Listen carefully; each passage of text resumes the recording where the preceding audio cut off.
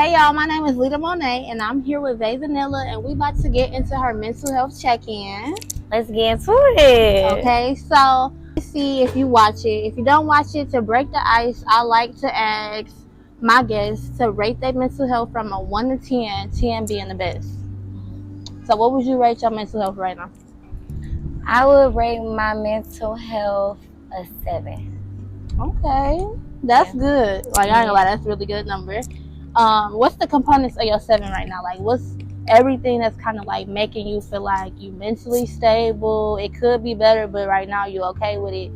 So like everything that plays a part into that 7? Yeah.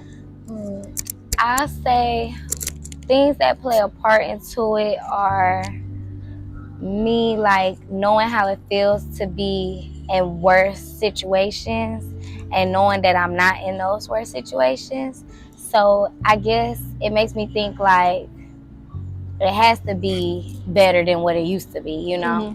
And I'll say just kind of just like my goals being accomplished, or also my goals not feeling out of reach. None of my goals right now feel impossible.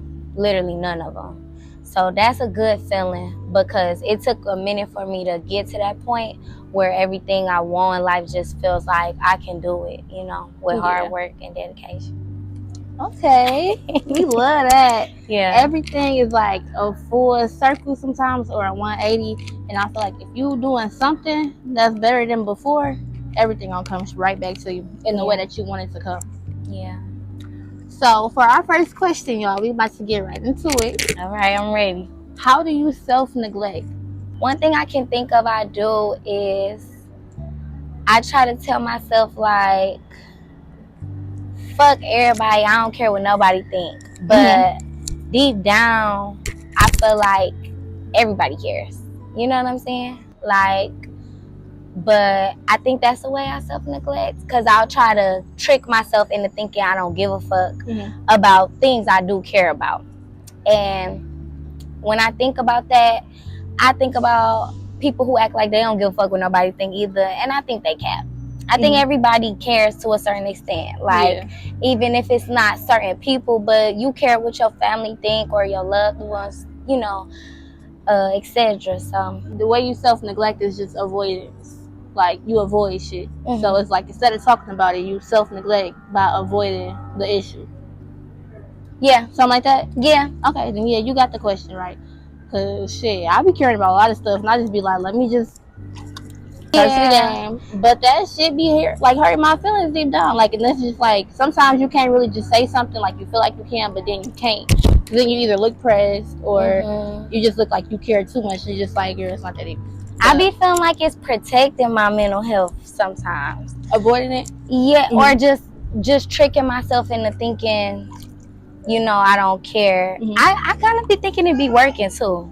Like, it work. Yeah, like being like, girl, don't pay that no mind. But deep down, the shit will come on my mind like more and more. But so yeah, it's like trying to trick myself in my brain, like trying to only spend time on what I think is worth it. Yeah. Type shit. Because the ways I self-neglect is by not holding my goals accountable, like holding me accountable for what I say I want to do. Like the gym, I'm never in the gym.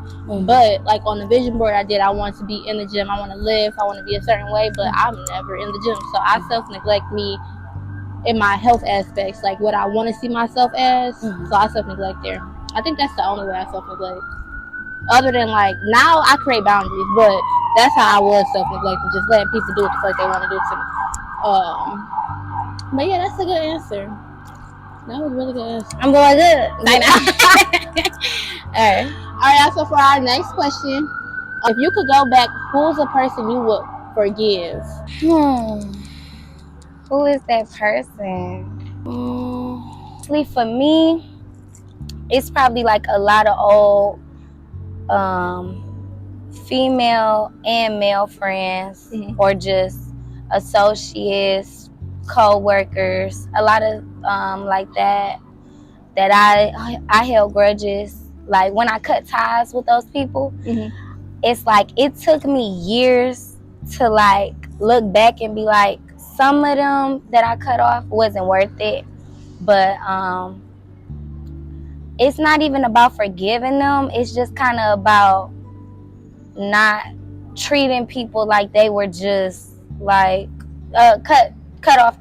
Everybody can get cut the fuck off. Everybody liability type shit. Especially because years later, which is now, I look back on it, and certain people I can look into how our relationships was and be like, damn, me and that person been through some real ass shit together. Like I feel bad, like I just cut them off like they wasn't nothing.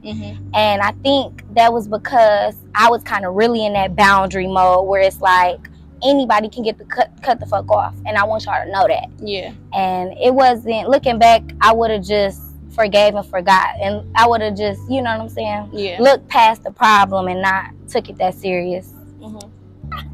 Okay, cause you're D. Okay, let's get it.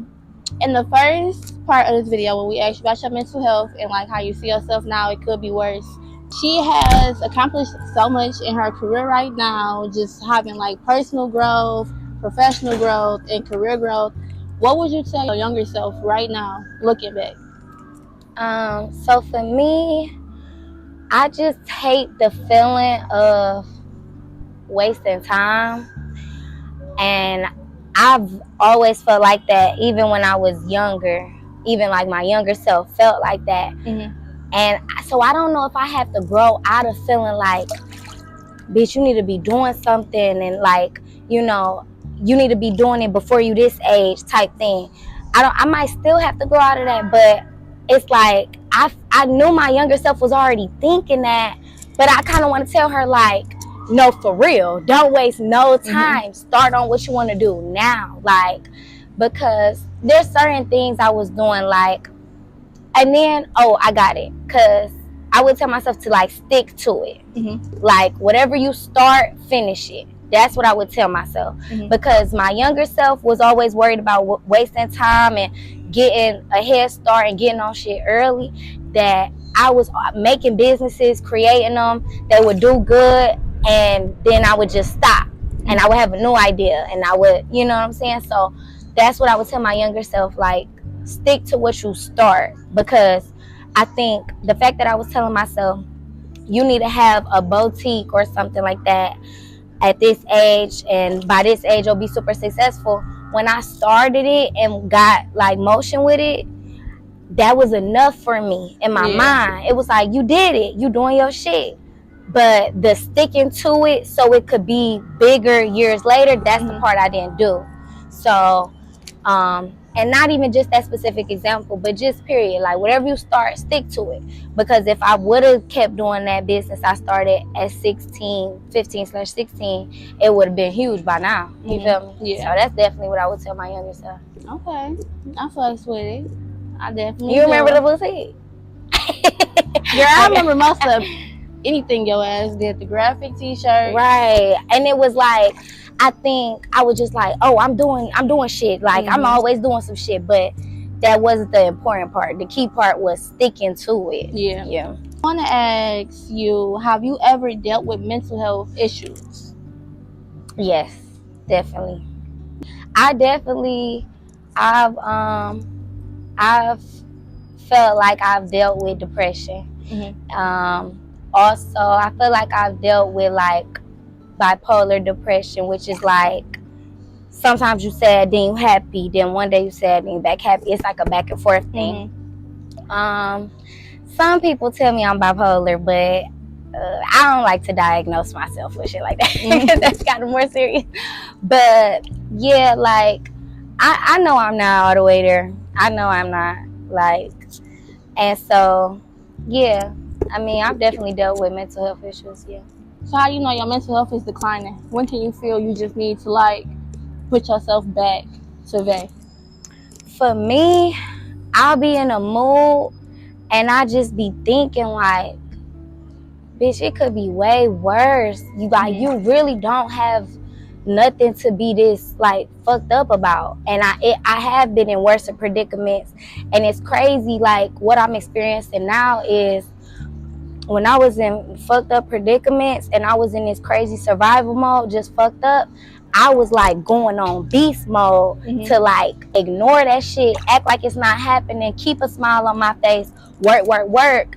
And now that I'm out of that situation, I be feeling the depression like come sometimes. Creep up on you? Yeah, it'll creep up on me. And I'll be like, girl, if you wasn't sad when you was fucked up in that predicament, what the fuck are you sad for now? It doesn't make sense. So that's when I feel it coming on, and I'll just kind of try to, you know, reverse it, because it could be way worse. I've been worse, so I don't really have too many reasons to just be, you know, feeling bad for myself. I don't like that feeling. So okay, when you are in those predicaments, either bottling stuff up, because stuff do creep back up. Like, it was a time where I was depressed, but it was like I had to just keep going because I was going to school when Cam died. So it was like I didn't want to show nothing then. But when everything kind of settled in after the funeral, after everything, after a month, it was like that's when I started to like tweak out and crash out. Yeah. So what's your outlet?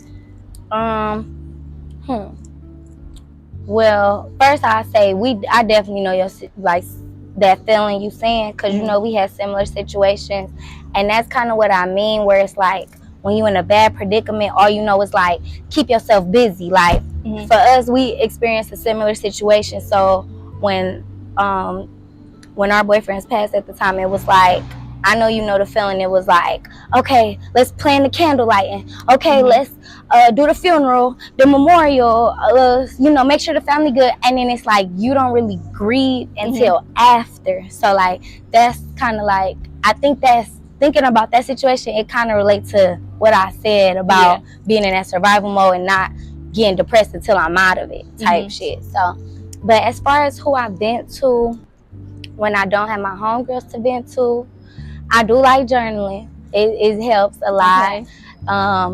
Not only just like for example, a note to self journal to just kind of like get all your thoughts out, but I really am a big fan of the calendar journals, because literally I just love the idea of like I can plan my whole 3 months right now.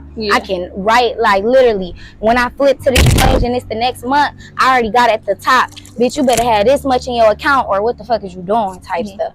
And like being like, you need to have this completed by the time you get to this month mark. So like that makes me feel good because I'm holding myself accountable. And I, you know, as long as I'm actually checking my journal and seeing on this day you're supposed to be doing this, if I'm not doing it, it's gonna kind of keep me on track. Like, and if I need stuff in that journal that's pertaining to helping my mental health, I'll write that too. Like when I get in my journal, my calendar journal, if I know how I'm feeling and I'm moody, or I might be, you know, my mental health might be declining, that next day I'll be like just trying to write something that I know is not too big of an obstacle, something where I can kind of just relax, maybe meditate, just kind of prepare myself for getting out that mood. And then the next day after that, self-care day will be like work don't stop type thing. Okay, so you got a good little routine, because you can kind of pinpoint when everything about to just happen for you, like when it's about to decline, when you don't want to feel like that. So you got like a good little base of what you can do to get out of it. Okay, that's good. Y'all take note. Take note. Like she get said, you a note to self journal. Hello. She journals. Those all great answers from Vae. She is being open, vulnerable. Everything is authentic. What has your last heartbreak like taught you? What was my last heartbreak? Oh, I remember.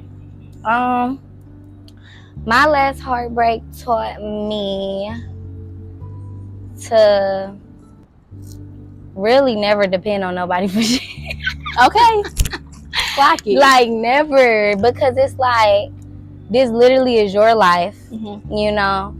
In a relationship, you kind of, it's easy to get caught up in like it's a us thing, it's a team, we partners, which I do agree with, but to a certain extent, because y'all was not born together, y'all might not die together. Like I have my own goals I need to accomplish, my own reasons, my own, you feel me, my own faith. So I learned that is probably the most important lesson that I really learned out of all my heartbreaks, because the rest of the shit was just irrelevant, crying and bitch is not that serious, bitch. But that last one, I'm so happy I got that lesson through my head, because it's like, yeah, I'm gonna be supportive, you feel me, everything, I'm gonna be here for you, but you got your own business, I got my own business, you know what I'm saying? Like, I'm not here to just do what you do and just play a part in your life. I got my own life.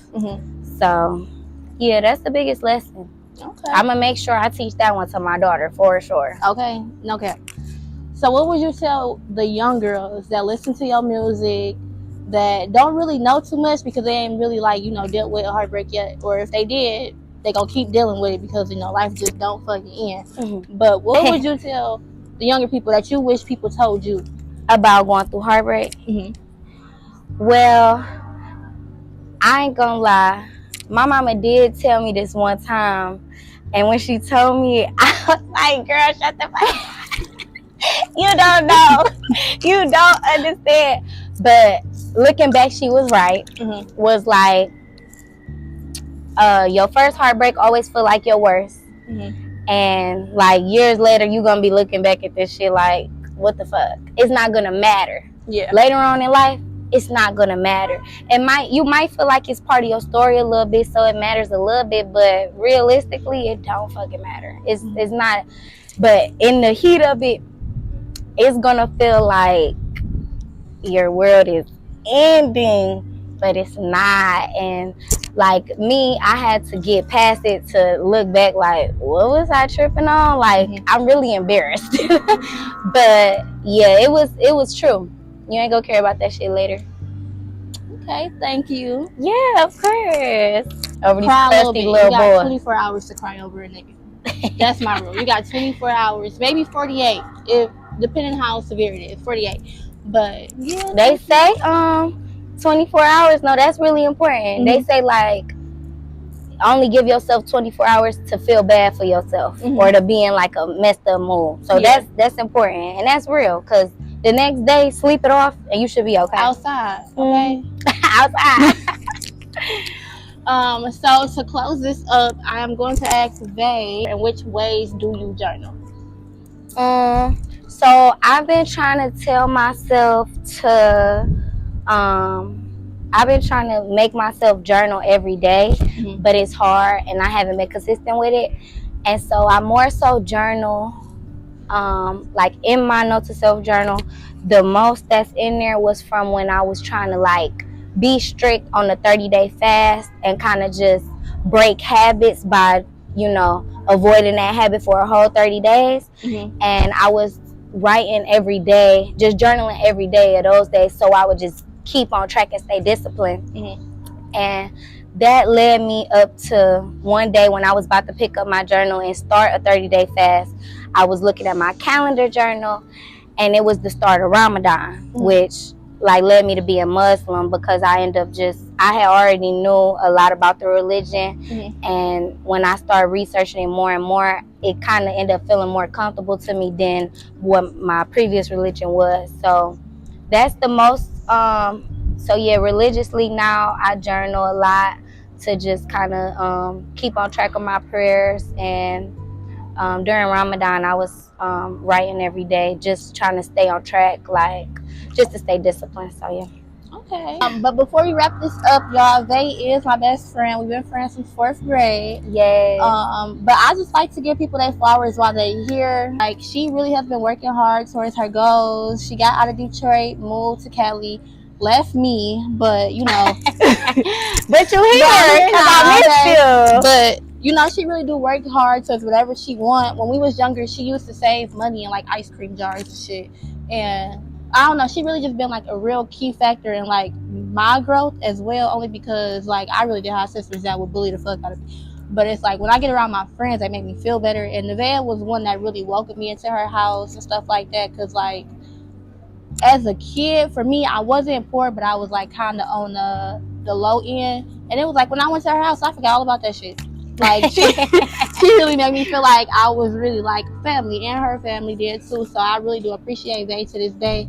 Only because now, like, if you can't tell, like, my confidence go up a lot too, like, with everything. And it's because I have people in my corner like Vae and the people she bring around me too. So it kind of gives me no reason to sit and be like a pity party about myself, about where I'm not at. And I don't show like no hatred or nothing towards her because I feel like she really do help me in areas where I need improvement. So when she win, it's like I win too, because I done been here for like a long time too, and vice versa. It ain't no room for no hate shit. Like, we all gonna be in the same area. If my time come years after her, I just know she been here for whatever idea I put out there. So if I want to be on the corner, she'll record my content. Okay. And when my girl come up, because she getting them deals and she manifesting her future and she accomplishing her goals. If she get up before me, it is what it is. She not gonna leave me. Okay. You see, we here. Okay. We ain't no leaving. Okay. Tied in, locked in. Like she said, 4th grade. Yeah, we go way back, baby. All right, y'all. So this has been a wrap of our mental health check-in. Thank y'all for tuning in. Thank you for having me. No problem, girl. Thank you. Okay.